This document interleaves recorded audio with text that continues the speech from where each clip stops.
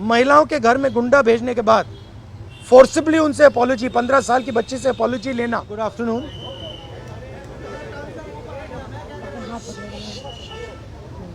जो हमारे young protesters हैं उनसे, भैया प्लीज़ शांत हो जाइए, डिस्टर्ब मत कीजिए।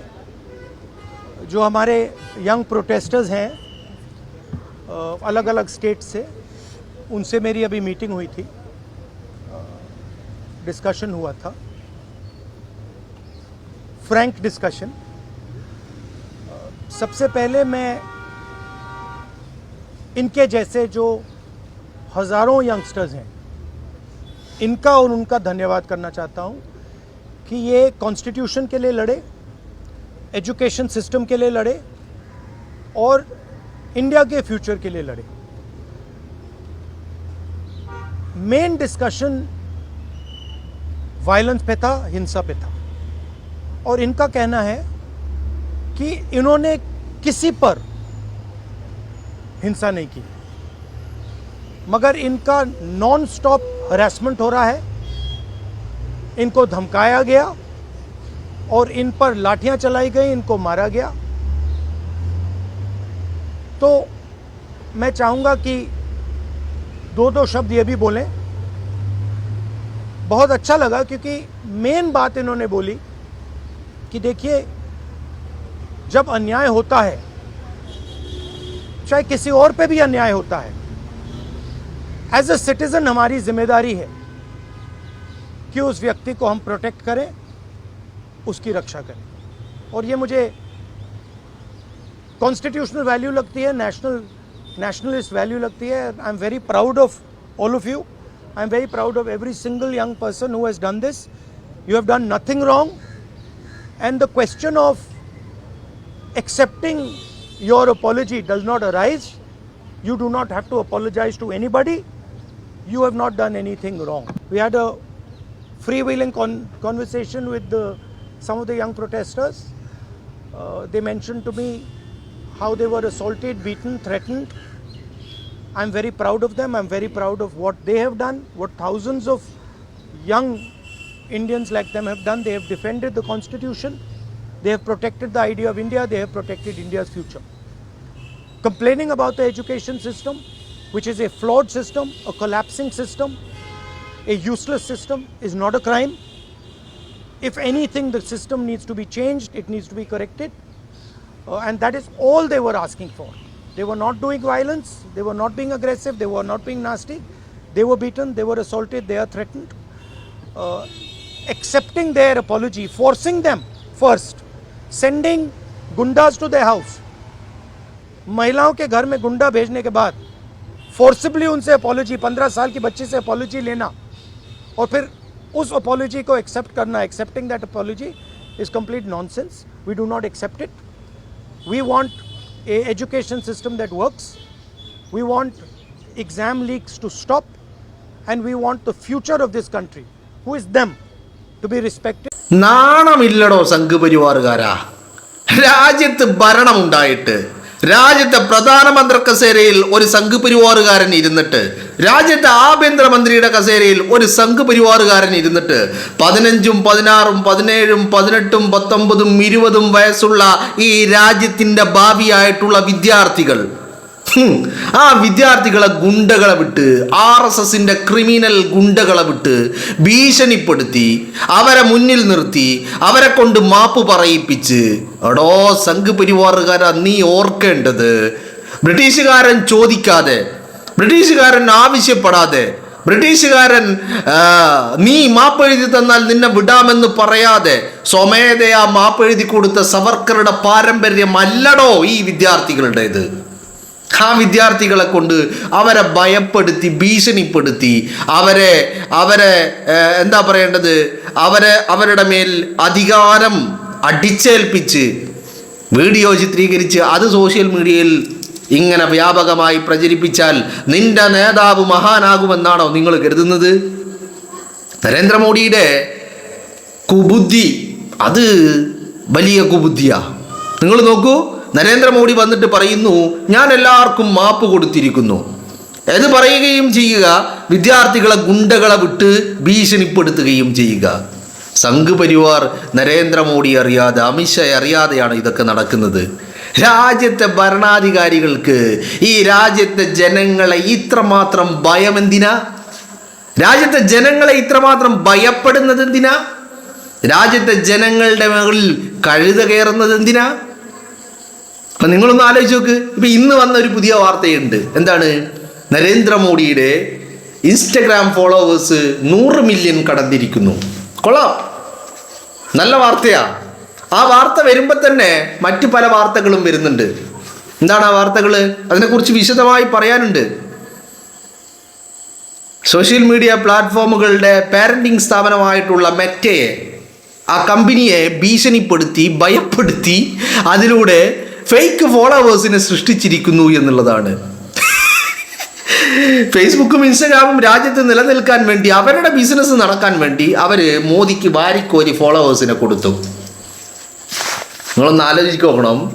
വാരാണസിയിലെ തെരഞ്ഞെടുപ്പിൽ തോറ്റി തുന്നം പാറിയ നരേന്ദ്രമോദി പ്രധാനമന്ത്രി കസേര പർച്ചേസ് ചെയ്തതുപോലെ ഇപ്പോൾ ഇൻസ്റ്റഗ്രാമിലും ഫേസ്ബുക്കിലും സോഷ്യൽ മീഡിയ ലോകത്തും ഭയപ്പെടുത്തി ഈ പറയുന്ന ഫോളോവേഴ്സിനെ പർച്ചേസ് ചെയ്തുകൊണ്ടിരിക്കുകയാണ്. ഒരു ഭാഗത്ത് വിദ്യാർത്ഥികൾക്ക് മാപ്പ് കൊടുത്തെന്ന് പറയുന്നു.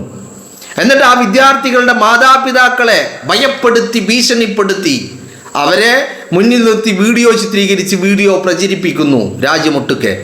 ഒരു ഭാഗത്ത് ഇത് ചെയ്യുമ്പോൾ മറുഭാഗത്ത് നരേന്ദ്രമോദിക്കെതിരെയുള്ള വീഡിയോകൾ അത്രയും നീക്കം ചെയ്യാൻ സോഷ്യൽ മീഡിയ പ്ലാറ്റ്ഫോമുകളോട് ആവശ്യപ്പെടുന്നു. ഇപ്പം നരേന്ദ്രമോദിക്കെതിരെയുള്ള വീഡിയോ മാത്രമല്ല, നിതിൻ ഗഡ്കരിക്കെതിരെയുള്ള വീഡിയോയും നീക്കം ചെയ്യാൻ ആവശ്യപ്പെടുന്നു. ഇത് മാത്രമാണോ നടത്തുന്നത്? അല്ല, ഇത് മാത്രമല്ല നടത്തുന്നത്. പിന്നെന്താ നടത്തുന്നത്? പിന്നെ നടത്തുന്നത് ഈ പറയുന്ന സോഷ്യൽ മീഡിയ പ്ലാറ്റ്ഫോം കമ്പനികളെ ഭീഷണിപ്പെടുത്തുക. എന്താ ഭീഷണിപ്പെടുത്തുന്നത്?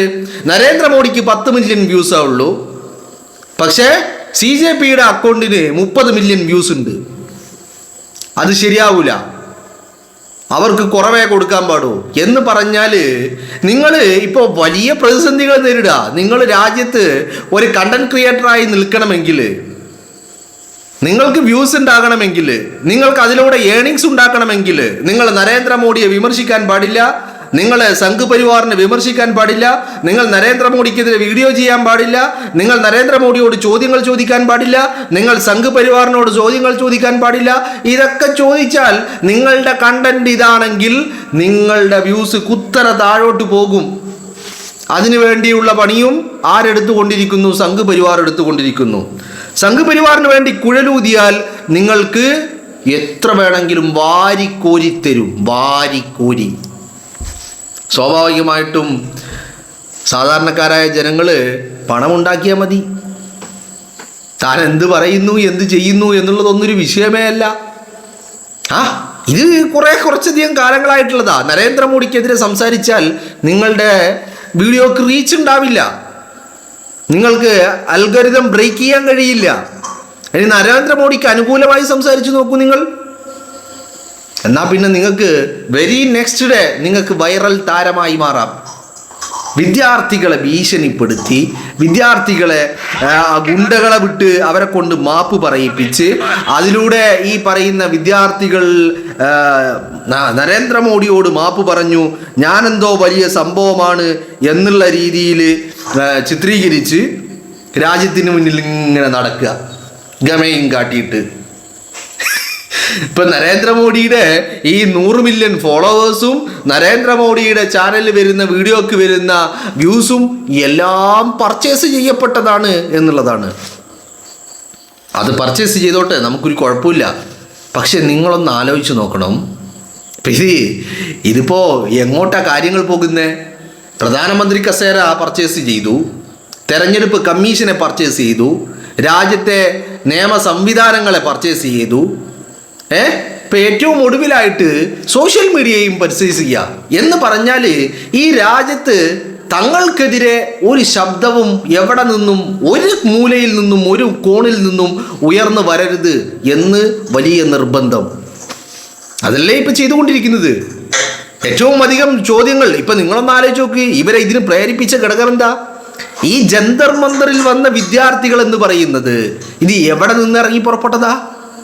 ഇത് സോഷ്യൽ മീഡിയയിൽ രാഷ്ട്രീയമില്ലാത്ത അരാഷ്ട്രീയവാദികളായി ചിത്രീകരിക്കപ്പെട്ട ഒരു വിഭാഗം, ഒരു കൂട്ടം വിദ്യാർത്ഥികൾ, സമൂഹത്തിലെ ഒരു വിഭാഗം ആളുകൾ, അവര് അരാഷ്ട്രീയവാദികളായിരുന്നു എന്നാണ് ആദ്യം പറഞ്ഞുകൊണ്ടിരുന്നത്. നെറേറ്റീവ് അങ്ങനെയായിരുന്നു. അവിടെ നിന്നാണ് ഈ വിദ്യാർത്ഥികൾ ഇറങ്ങി പുറപ്പെടുന്നത്. ഈ വിദ്യാർത്ഥികൾ ഇറങ്ങി പുറപ്പെട്ടപ്പോഴോ നല്ല പക്കാ പൊളിറ്റീഷ്യൻസിനെ വെല്ലുന്ന നല്ല പൊളിറ്റിക്കൽ സെൻസ് ഉള്ള വിദ്യാർത്ഥികൾ, ആ വിദ്യാർത്ഥികൾ ഇങ്ങനെ നിരന്തരം ചോദ്യങ്ങൾ ചോദിക്കുകയാ, മറുപടി പറയാനില്ല. സമരം അവസാനിപ്പിച്ചു, എന്നിട്ടും ചോദ്യങ്ങൾ ചോദിച്ചു കൊണ്ടിരിക്കുകയാ, മറുപടി പറയാനില്ല. പിന്നെ എന്ത് വേണം?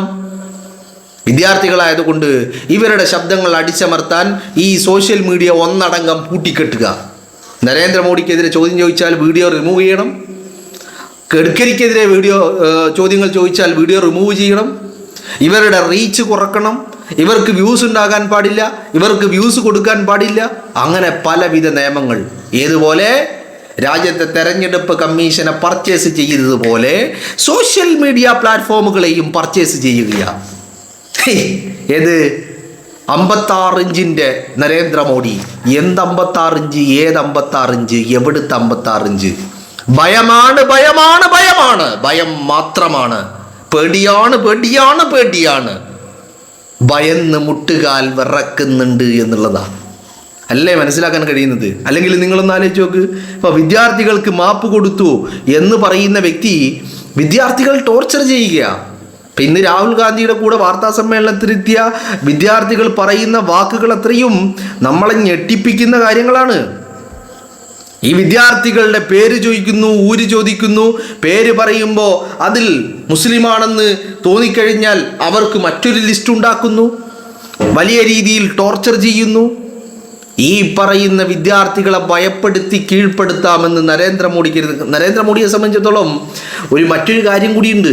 കാരണം മോദിക്ക് മുന്നിൽ, മോദിയുടെ മുന്നിൽ നടന്ന 2-3 സംഭവങ്ങളുണ്ട്.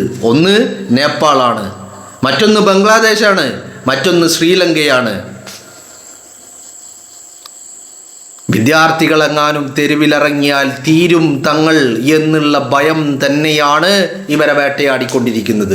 അപ്പോൾ വിദ്യാർത്ഥികൾക്ക് മാപ്പ് കൊടുത്തു എന്ന് ഒരു ഭാഗത്ത് പറയാം, മറ്റൊരു ഭാഗത്ത് വിദ്യാർത്ഥികളെ ഗുണ്ടകളെ വിട്ട് വേട്ടയാടിക്കൊണ്ടേയിരിക്കുന്നു.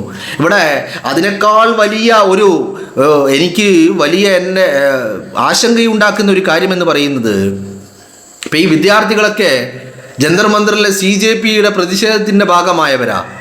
അവർ രക്ഷയില്ലെന്ന് കാണുമ്പോൾ രാജ്യത്തിൻ്റെ പ്രതിപക്ഷ നേതാവിൻ്റെ മുന്നിൽ വരേണ്ടി വരികയാണ്.